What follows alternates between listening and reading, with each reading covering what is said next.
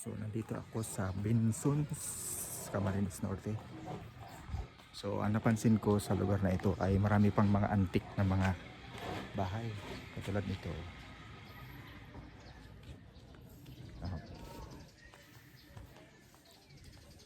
So marami pang mga lumang bahay dito. Pasado dito sa may sentro ng Binsuns. Yan, katulad nun.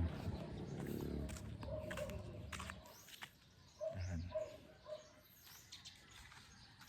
I think mga 40 to 50% ng mga bahay dito sa may part ng poblasyon ng Binsuns ay mga antik pa.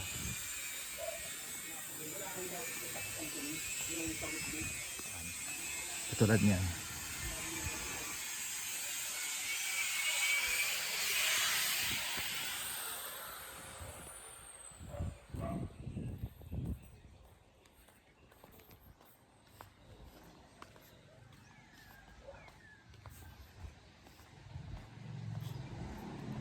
So pati yung school na pinapasokan ko ay old model din na bahay.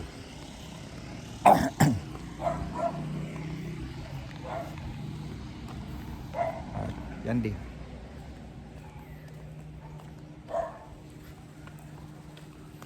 Okay, so bye-bye.